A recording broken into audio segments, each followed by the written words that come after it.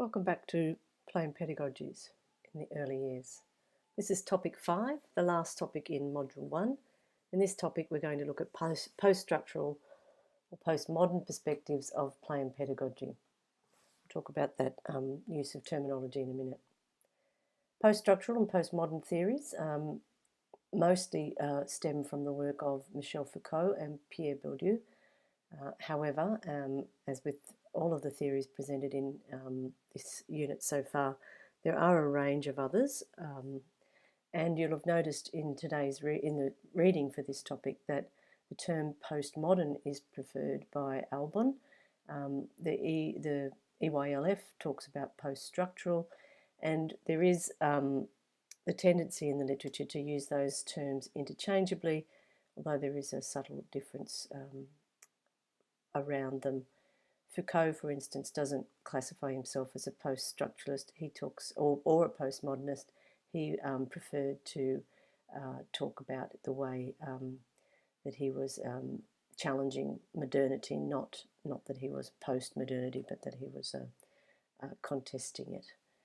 So the terminology, once again, is complex, and for the purposes of this unit and what we need to do, I'm just breaking it down and simplifying it a little bit. So going back to the early years learning framework, it says that the post-structural theories offer insights into issues of power, equity and social justice in early childhood. And so we'll look at how these two theories do that, and then in the tutorial online and on campus, we'll break that down a little bit, a little more practically for you in terms of how that plays out in early childhood settings. So we'll just look at some of the theories. So what is post-structural theory? Just reiterating that I'm using this term to cover all of the post theories. So that's post-modern theory, post-colonial theory, post-modern feminist theory, queer theory, and all of those things that get bound up in that umbrella term. So post-structuralists deny the possibility of an objective, stable and value-free set of beliefs. They challenge the basic tenets or foundations of universal laws, being able to escape from context, the transparency and neutrality of language, linear progression, ending in closure, and dualistic or either-or ways of thinking and relating to the world. Instead, knowledge is viewed as being socially constructed. Therefore, any notion of universal truths, one size fits all, laws and principles that can be applied to everyone are considered as misconstrued or challenged or rejected. Post-structural theorists recognise that any phenomena or experience is subjective and therefore has multiple meanings and interpretations for the people experiencing that event at any point in time, and that these are influenced by social, historical, economical and political context in which they take place.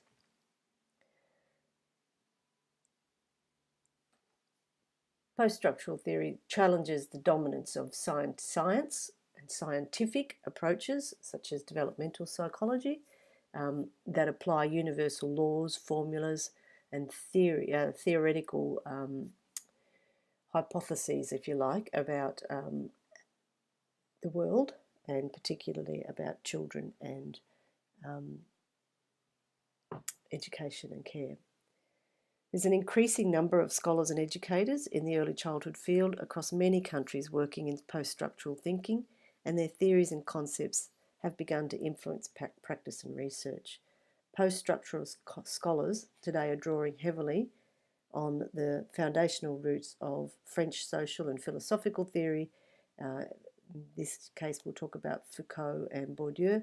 There's also Derrida, and then there's the feminist work by Davies and Molkedine, and the post-colonial theory of Hegel, Sayed and Spivak.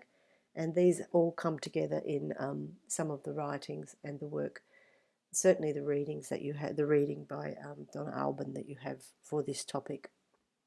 So that's just a very brief and minimalist overview of what post-structuralist theory encompasses. Some key terms. It became evident last week that some of the terminology that I've assumed you may have come across before, you actually haven't necessarily. So I'll just unpack some of the key terms used in this topic. So discourses are systems of meaning that circulate through social life by individuals taking them up and speaking them as if they were their own. The discourses are the language of the topic or the language of the event or of what's happening. So, just thinking about the discourses of rugby league, for instance, there's certain lexicons, language, understandings that people have picked up. And if you came to Australia from another country, or if you had never heard anything about rugby league, you might find that discourse harder to access than somebody who's always been around it. But it's also about a discourse has another kind of implication in that it's been talked about for so long that it's been taken up, whether it's fact or fiction, and as by the general population or the general group involved in that phenomena as being so that it's become shared and understood as taken for granted. Knowledge has an interesting interpretation in sociocultural theory because it's mostly because of Bourdieu and Foucault's understanding of knowledge and power. But knowledge is historical, so all knowledge is created within a history or an historical frame, whether it's in the future or whether it's in the past. Knowledge is established, formed within a particular historical context.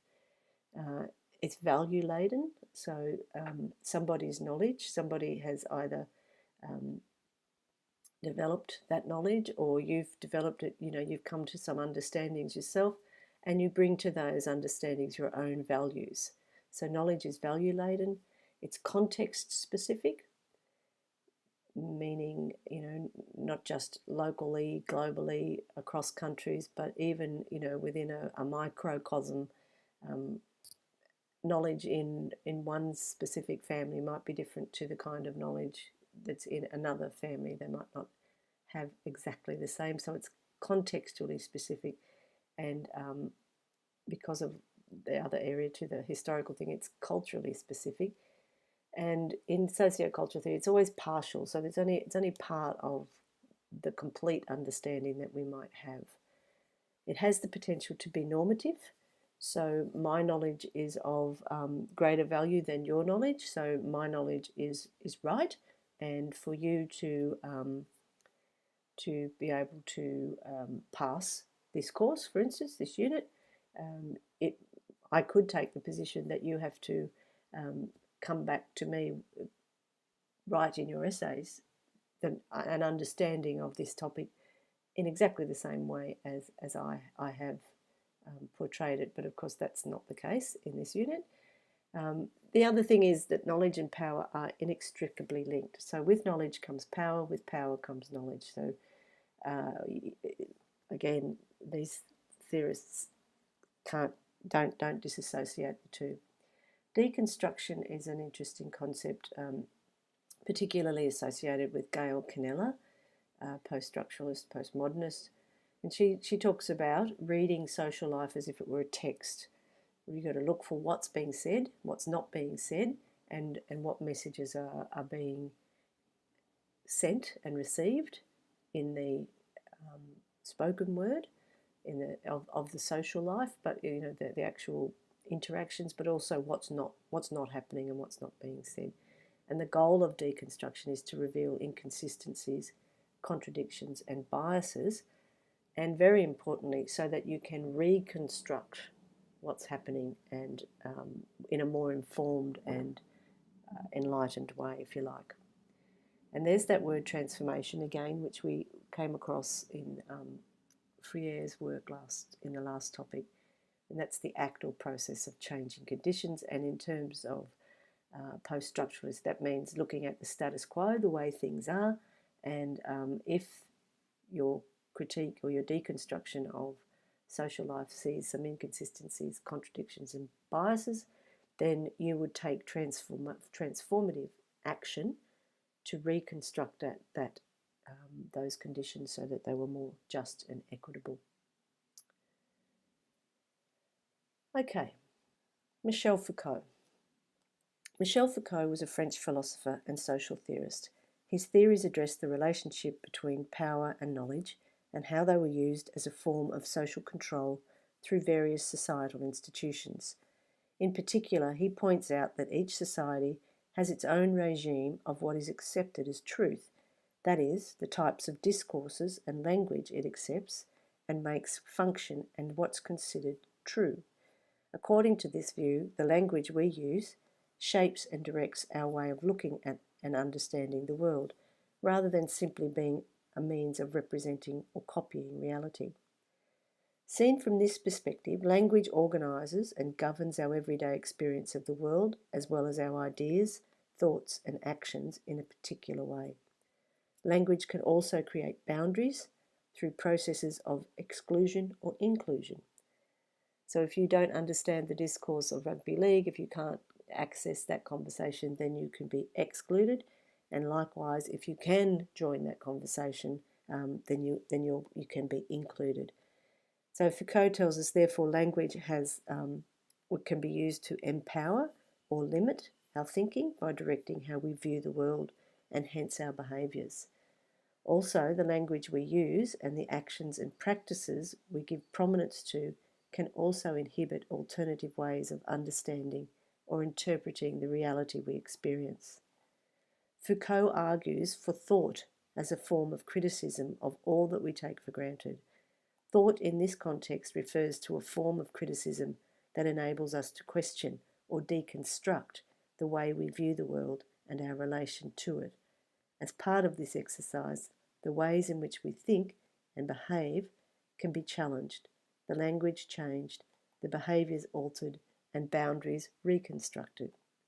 To distance oneself from the taken for grantedness of our life experience will not be easy, but it is possible through a process of making problematic what we experience unquestioningly every day. So Foucault's asking us to use that post-structuralist lens. Do we just wander through our world accepting things the way we are, or do we problematize that from time to time? Michel Foucault was one of the most influential thinkers in the social sciences and humanities during the latter part of the 20th century. He is best known for his critical studies on social institutions, including the human sciences, psychiatry, medicine, and especially the prison system.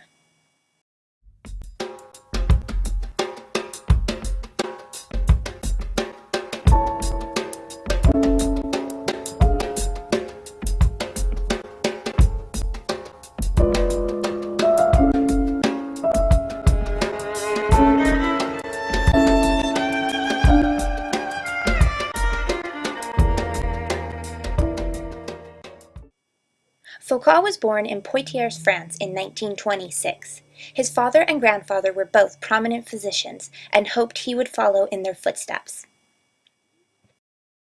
When asked about growing up in German-occupied France, he stated, "I cannot experience pleasure. I have very early memories of an absolutely threatening world that could crush us.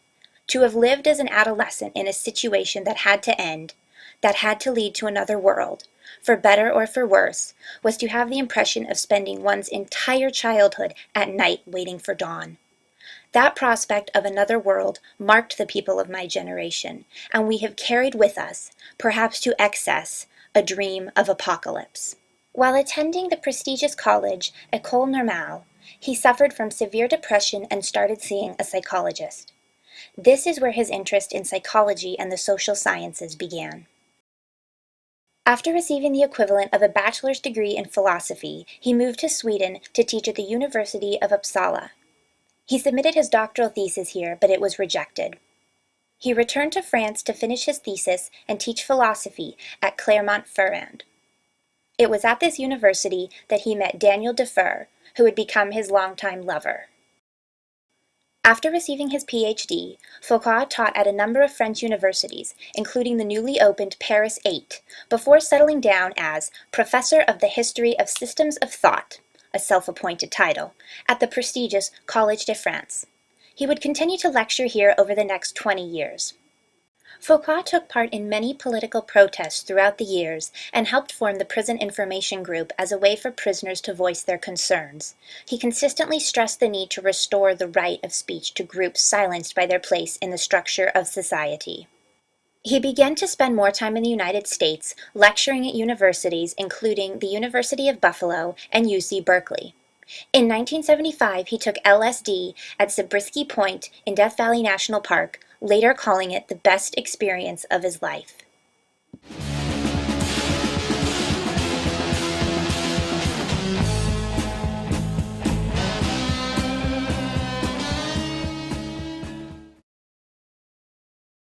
A central theme in Foucault's works is the struggle of the individual against the powers of society. Scholars say Foucault's new view on old philosophical questions, including insanity, social discipline, concepts of the human body, truth, and heterosexuality, helped form the foundation of what is now known as postmodern thought. In Foucault's first book, Madness and Civilization, he looks at the practices, institutions, and ideas associated with madness throughout Western society's history. His second book, Birth of the Clinic, looks at the history of the medical profession with a focus on the development of the clinical or teaching hospital.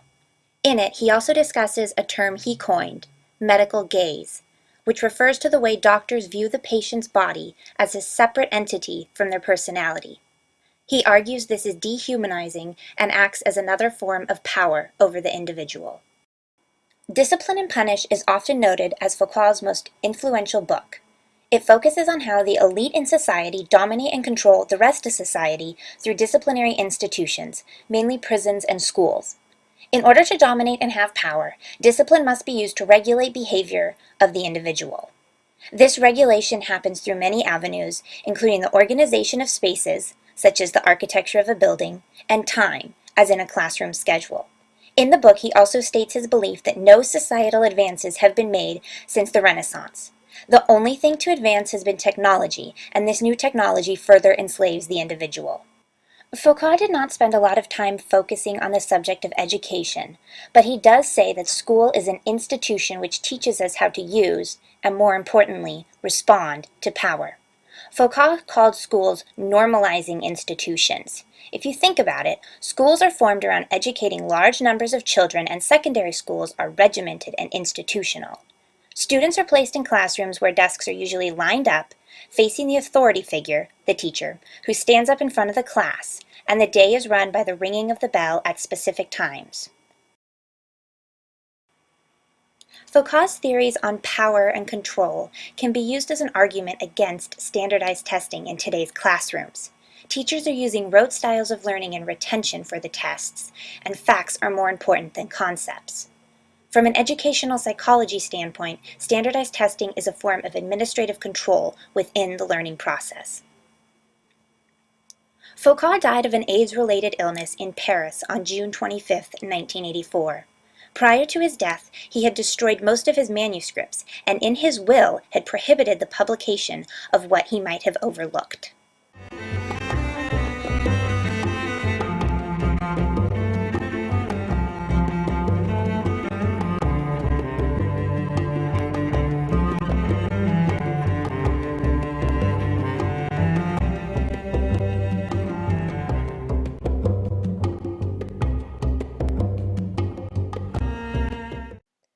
Pierre Bourdieu was a French sociologist.